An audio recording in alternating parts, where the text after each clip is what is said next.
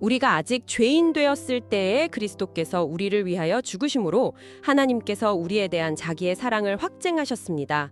로마서 5장 8절 말씀입니다. 안녕하세요. 오늘 저희는 성경의 이 구절, 로마서 5장 8절 한 구절에 담긴 의미를 좀 깊이 들여다보려고 합니다.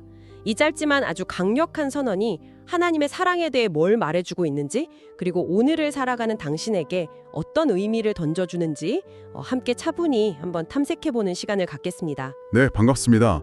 정말 성경 전체에서도 가장 핵심적인 구절 중 하나라고 할 수 있죠. 이 한 문장 안에 정말 놀라운 진리가 압축되어 있는 것 같아요. 그렇죠. 그럼 한번 차근차근 나눠서 살펴볼까요? 먼저 우리가 아직 죄인 되었을 때라는 부분부터 시작해보죠. 죄인이라는 말이 참 무겁게 다가오는데요. 이게 우리가 그냥 흔히 생각하는 것처럼 몇 가지 잘못을 저지른 사람, 그냥 그 정도를 의미하는 걸까요? 아니면 뭔가 더 깊은 뜻이 있을까요? 그거 아주 중요한 질문입니다. 여기서 사용된 죄인이라는 단어, 원어로는 하마르톨로스라고 하는데요. 이게 단순히 도덕적인 실수 몇 개를 한 사람, 그런 뜻이 아니에요. 그보다는 훨씬 더 근본적인 상태를 가리키거든요. 하나님의 기준, 또 하나님의 그 선하신 뜻에 미치지 못하는 상태, 더 나아가서는 하나님께 등을 돌리고 하나님과는 완전 반대 방향으로 나아가고 있는 그런 본질적인 상태를 의미하는 거죠. 우리가 하나님 앞에서 어떤 설한 것도 내세울 수가 없고 오히려 하나님을 거역하는 길을 걷고 있던 바로 그때를 말하는 겁니다. 그러니까 우리가 무슨 중립적인 상태? 어중간한 상태에 있었던 게 아니라 명확하게 하나님에게서 멀어져 있었고 심지어는 좀 반항적인 상태였다. 이런 말씀이시네요. 생각해보면.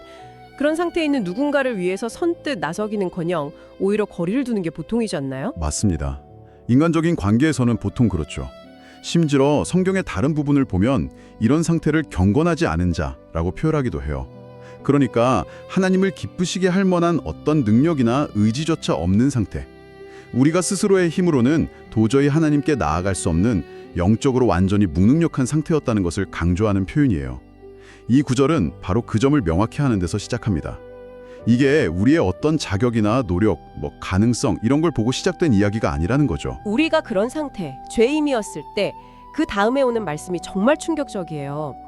그리스도께서 우리를 위하여 죽으심으로, 그냥 죽으셨다가 아니라 우리를 위하여 죽으셨다는 점. 이 점이 핵심인 것 같습니다. 이 우리를 위하여라는 말에는 어떤 깊은 의미가 있을까요? 그냥 우리를 돕기 위해서 이런 뜻을 넘어설 것 같은데요. 네, 정확히 보셨습니다. 우리를 위하여라고 번역된 부분은 원어 슈페르의 의미를 좀 깊이 생각해보면요. 단순히 우리의 이익을 위해 혹은 우리를 돕기 위해 이 정도를 넘어섭니다. 훨씬 더 강력한 의미, 바로 우리를 대신하여 라는 뜻을 아주 강하게 가지고 있어요. 이게 이제 신학적으로 대속이라고 부르는 개념의 핵심인데요. 즉, 우리가 마땅히 받아야 할 그 죄의 결과, 그 형벌을 그리스도께서 우리 자리에 서서 대신 받으셨다. 이런 의미입니다. 대신하여? 마치 누군가가 갚아야 할 빚을 다른 사람이 대신 갚아주는 거랑 좀 비슷하게 들리네요. 그런데 그 빚이 단순한 돈이 아니라 우리 존재 자체가 하나님 앞에서 진 빚이고 그 대가가 죽음이었다면 그걸 대신 짊어지셨다. 이런 거군요. 그렇습니다. 비유를 들자면 자녀가 큰 잘못을 저질러서 매를 맞아야 할 상황인데 아버지가 대신 그 매를 맞겠다고 나서는 것과 같다고 할 수 있죠. 자녀가 받아야 할 고통과 수치를 아버지가 온전히 대신 감당하는 거잖아요. 그리스도의 죽음은 바로 그런 성격의 죽음입니다.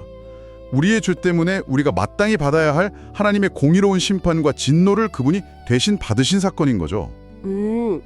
사랑의 크기는 종종 그 희생의 크기로 가늠된다고들 하잖아요. 그런 관점에서 보면 우리가 아직 죄인이었을 때 아무런 자격도 없고 오히려 하나님께 등을 돌리고 있었을 때 그런 우리를 대신하여 죽으셨다는 것은 이건 상상할 수 있는 가장 큰 희생이고 따라서 가장 확실한 사랑의 표현이다. 이렇게 볼 수 있겠네요. 맞습니다. 바로 앞 9절 7절에서는 세상에서도 의로운 사람이나 선한 사람을 위해서는 혹시 목숨을 버리는 사람이 있을 수도 있다고 이야기해요. 드물긴 하지만 불가능하지는 않다는 거죠. 하지만 그리스도께서는 우리가 그런 의인이나 선인이었을 때가 아니라 정반대로 죄인이었을 때, 심지어 성경 다른 곳에서는 하나님과 원수였을 때 우리를 위해 우리를 대신해 죽으셨다는 겁니다. 이건 인간적인 상식이나 계산으로는 도저히 설명할 수 없는 차원의 사랑이죠. 우리가 어떤 매력이나 가치를 보여줬기 때문이 아니라 오히려 우리가 가장 부족하고 반항적이었을 때 바로 그때 그 사랑의 행위가 일어났다는 사실, 이게 정말 중요합니다. 정말 그 지점을 생각하면 때로는 말문이 막힐 때가 있어요. 우리가 최락의 상태에 있을 때 최고의 사랑이 표현되었다는 거니까요.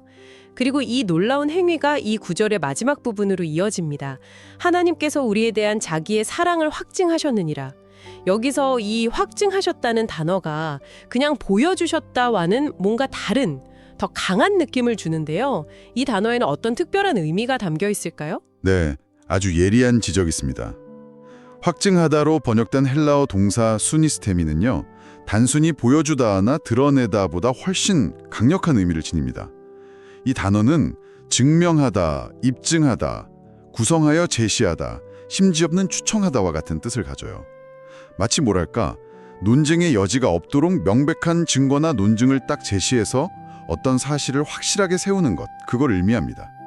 하나님께서 자신의 사랑을 그냥 막연하게 내맹만 하신 게 아니라 그리스도의 십자가 죽음이라는 구체적이고 역사적인 사건을 통해 누구도 부인할 수 없도록 명백하게, 객관적으로 증명해 보이셨다. 이런 선언인 거죠.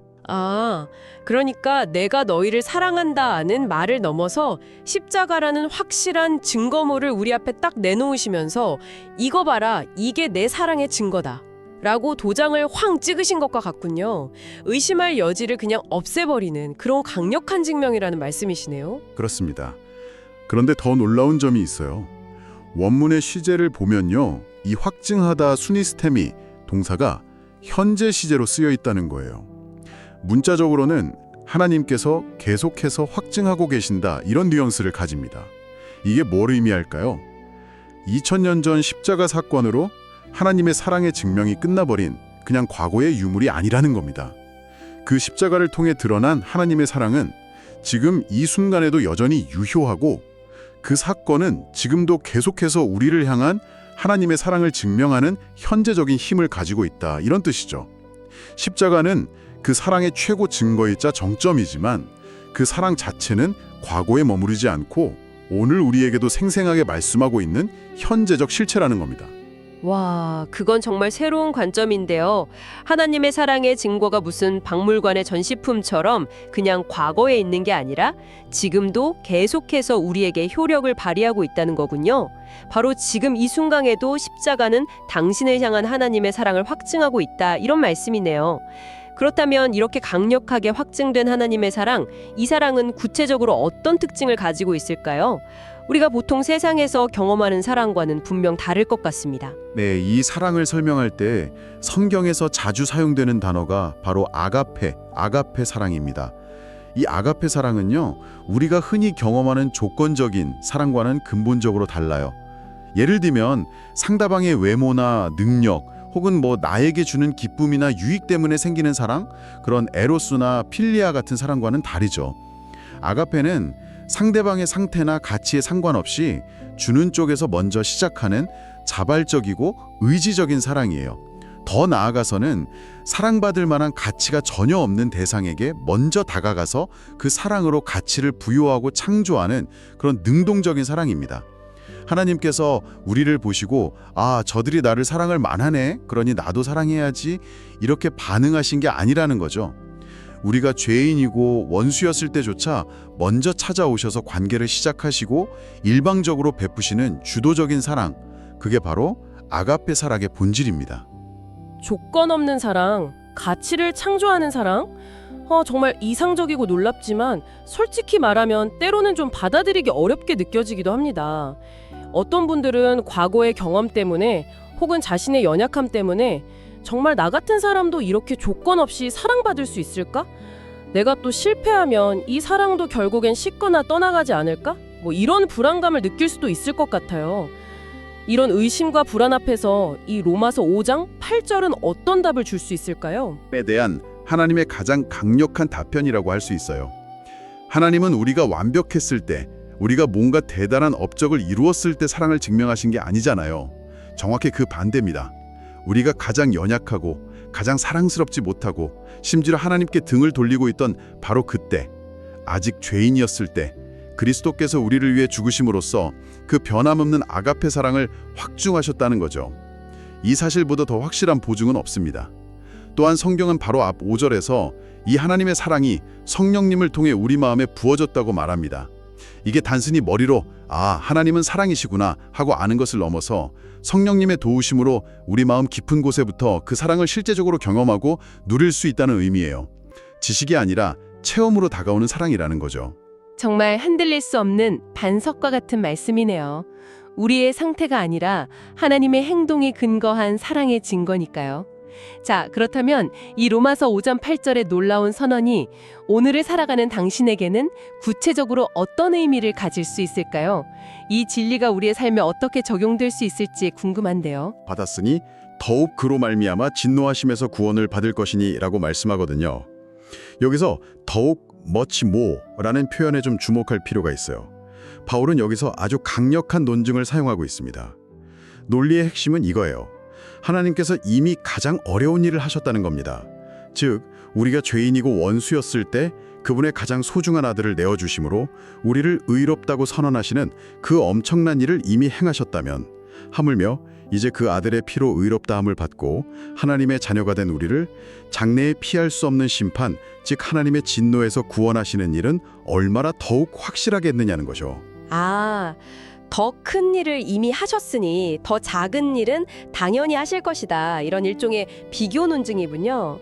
우리가 하나님과 가장 멀리 있었을 때, 가장 사랑하기 어려운 상태였을 때 우리를 구원하시려고 아들까지 희생시키셨다면, 이제 그분의 자녀가 된 우리를 끝까지 지키시고 보호하시고 또 미래의 심판에서 건져주시는 것은 비교할 수 없을 만큼 확실하다? 이런 말씀이네요.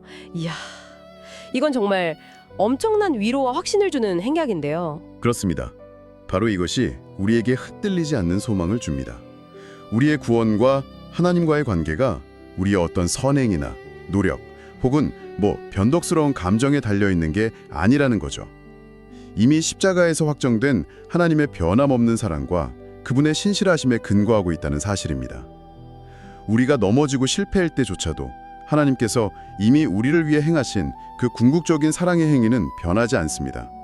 이것이 바로 우리가 하나님 앞에서 두려움 없이 담대하게 나아갈 수 있고 로마서 5장 1절처럼 하나님과 화평을 누리자고 선언할 수 있는 근거가 되는 겁니다. 이 확정된 사랑이 우리의 영원한 안전 보장이 되는 셈이죠. 때로는 왜 하나님이 나 같은 사람을 사랑하실까? 내가 그럴 자격이 있나? 이런 질문이 들 때가 있잖아요. 하지만 오늘 나눈 이야기처럼 그 시작점이 우리의 자격이나 상태가 아니라 하나님의 일방적이고 주도적인 사랑, 그것도 우리가 죄인이었을 때 시작되어서 십자가로 확증된 사랑이라는 것을 생각하면 정말 인간의 이해를 넘어서는 그분의 은혜 앞에 할 말을 잃게 되는 것 같습니다. 맞아요. 우리의 어떤 조건이나 행위가 아니라 전적으로 하나님의 아가페 사랑과 은혜에 기초한 구원이기 때문에 우리에게는 자랑할 것이 아무것도 없는 거죠. 오직 그 놀라운 사랑 앞에 감사와 경탄, 그리고 겸손함으로 반응할 뿐입니다. 오늘 우리는 로마서 5장 8절, 이 짧지만 정말 깊은 한 구절을 통해서 하나님의 사랑이 얼마나 구체적이고 강력하며 또 얼마나 확실하게 증명되었는지를 함께 살펴보았습니다. 그 사랑은 어떤 막연한 감정이나 개념이 아니라 우리가 여전히 죄인으로 하나님께 등을 돌리고 있던 바로 그 순간에 그리스도께서 우리를 계신하여 십자가에서 죽으신 그 역사적 사건을 통해 누구도 부인할 수 없도록 확증되었습니다. 네, 십자가는 하나님의 자기 희생적인 아가페 사랑에 대한 궁극적인 증명, 순위스테미입니다. 오늘 이 말씀을 듣는 당신에게 마지막으로 질문을 하나 던지고 싶습니다. 이 부인할 수 없는 사실, 즉 당신이 아직 죄인이었을 때 당신의 어떤 모습 때문이 아니라 그럼에도 불구하고 그리스도께서 바로 당신을 위해 죽으셨다는 이 구체적인 사건을 마음 깊이 받아들일 때 오늘 당신 자신을 어떻게 바라보게 될까요? 하나님을 어떻게 새롭게 인식하게 될까요? 그리고 하나님과의 관계는 어떻게 달라질 수 있을까요? 이 질문을 오늘 하루 잠시 멈추어서 깊이 생각해 보시는 시간이 되기를 바랍니다. 오늘 당신과 함께한 이 깊은 탐구가 당신의 마음에 오래도록 남는 의미 있는 울림이 되었기를 진심으로 바랍니다. 함께해 주셔서 감사합니다. 다음에 더 흥미로운 탐구로 다시 찾아뵙겠습니다.